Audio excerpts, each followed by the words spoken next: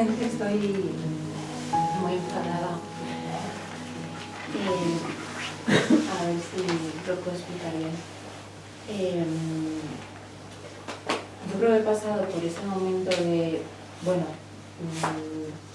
no le voy a prometer esto al ego, no quiero seguir al ego y empiezo a perdonar.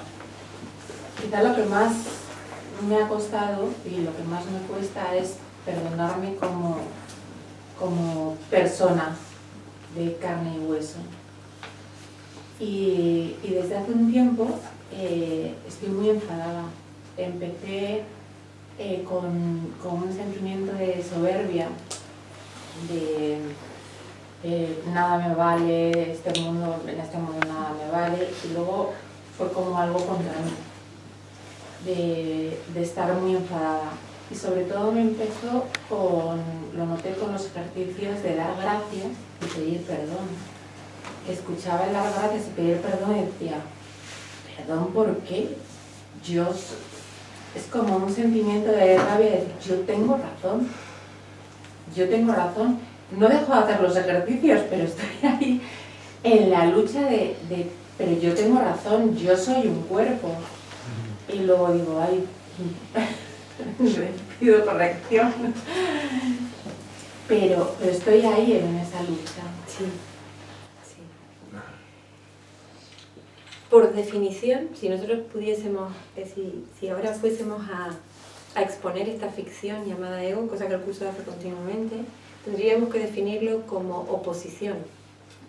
Esta oposición se manifiesta de muchas formas diferentes. Una de ellas es con enfado.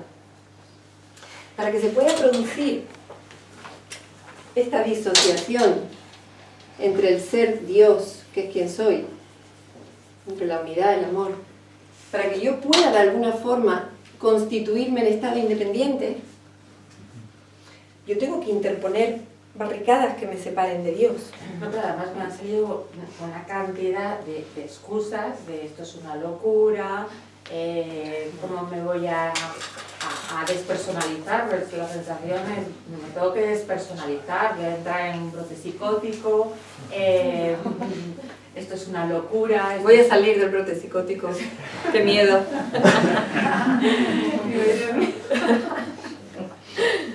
Sí, pero toda una serie de teorías además bien elaboradas, de claro. No te metas por ahí, yo sigo haciendo los ejercicios, pero es una pasada. Claro. Vamos a aplicar el microscopio, como decíamos antes, ¿no? Con esta visión media de científico que adoptamos aquí cuando perdonamos. Si yo formo parte, si yo por definición soy la unidad del Padre y el Hijo, soy la relación santa, soy unidad, amor, si yo soy eso y de pronto aparezco como una entidad separada, ¿qué puedo haber hecho? Obviamente se tiene que haber producido una negación. Yo tengo que haber concebido un pensamiento en el que he creído posteriormente que diga, yo no soy la unidad. No soy la unidad. Me voy a disociar de la unidad. Pero al disociarme de la unidad, ¿qué sucede? Que estoy en un estado de absoluta precariedad. Que ese es el momento, el instante impío de separación en el que brotan la culpabilidad y el miedo como subproductos de ese gesto inevitables. Tengo que gestionar ese sentir. Hoy había una mujer en sesión individual que me decía, yo estoy enfadada con Dios, me decía. Y además conecto con mi negativa a perdonarle. Estoy en profunda rabia contra Dios y soy consciente de ello. Y más adelante, porque estaba escribiendo un diario, más adelante había escrito, y es que me doy cuenta, estoy pisando el acelerador de mi ira y de mi rabia para mantener esta sensación de individualidad protegida, porque desde el instante en el que deje de pisar el freno y deje de sostener pensamientos, teorías elaboradas que parezcan justificar mi ira contra Dios y mi razón bien argumentada, en cuanto todo eso caiga, yo me voy a dar cuenta de que lo que hay debajo es un profundo desconsuelo por la pérdida. Una profunda tristeza, una sensación de pérdida irreparable que me va a devastar.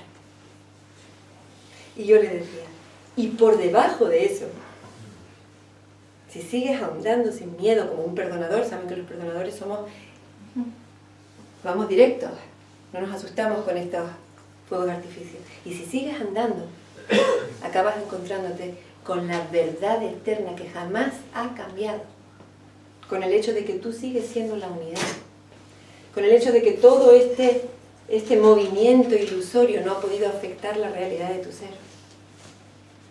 Pero es una cuestión de experimentar. Es una cuestión de experimentar. Tenemos que llevarnos a la experiencia. La teoría es válida. Es más, la teoría es necesaria. Porque para poder adentrarse en este territorio, nos ayuda mucho tener un mapa. Nos ayuda. Pero el mapa no es el territorio. No lo es. Lo que realmente va a producir la alquimia, la transformación, de la sanación, es mi disponibilidad para adentrarme en mi experiencia. El hecho de que lo puedas observar y expresar con esa ecuanimidad con que lo estás expresando, ya implica que lo tienes que estar contemplando desde fuera del campo de batalla. La misma forma en que expresamos el conflicto indica si estamos con la nariz pegada a él o si estamos viéndolo desde un punto de cordura. Eso se ve claramente. Se ve muy claro.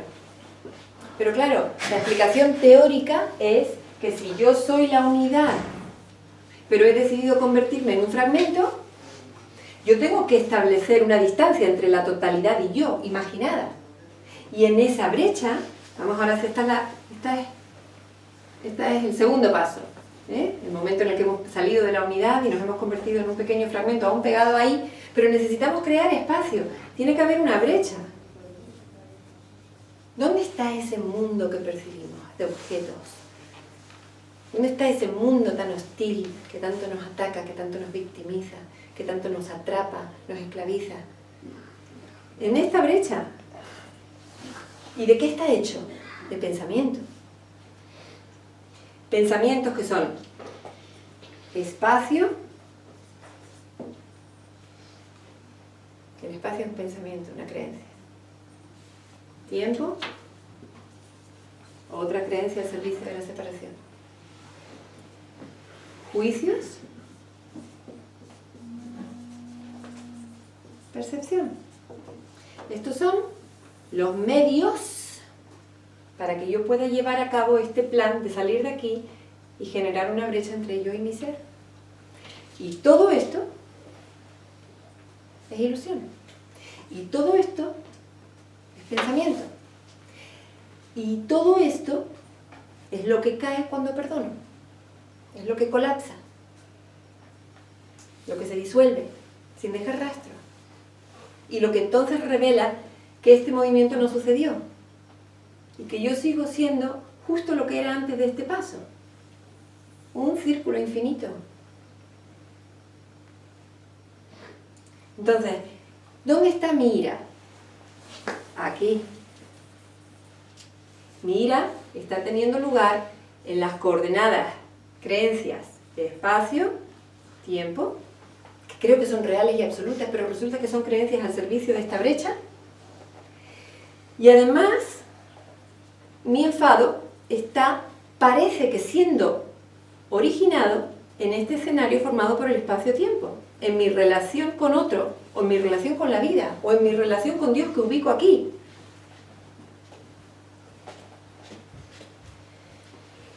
Y ahora vamos a ir a una cuestión importante. Hemos dicho al principio de la sesión de hoy que lo que había en el fondo, que la fuente del miedo, que lo que había en el fondo sustentando todo este edificio ilusorio era mi deseo de ser especial, mi deseo de separación.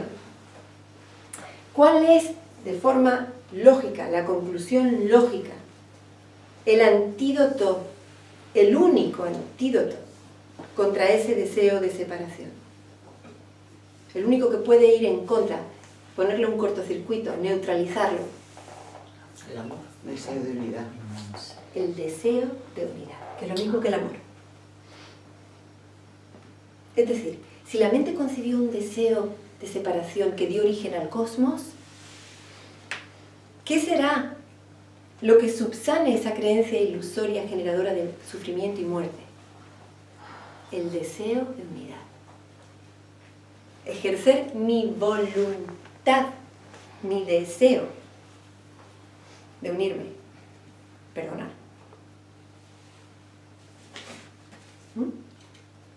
Entonces, claro, ¿qué pasa? Que yo puedo decir, es que no puedo con mi rabia, es que no puedo con mi miedo, es que no puedo con mi tristeza. Pero debajo de eso hay una agenda oculta. Vamos a escuchar lo que dice realmente el ego.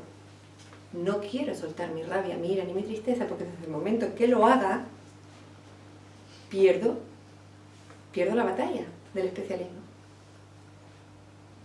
Luego tengo que sostener el cabreo y además tengo que creer que el cabreo está justificado. Tengo que encontrar 1000 teorías argumentadas.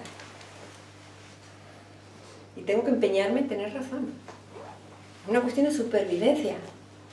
Me va la vida del ego en ello.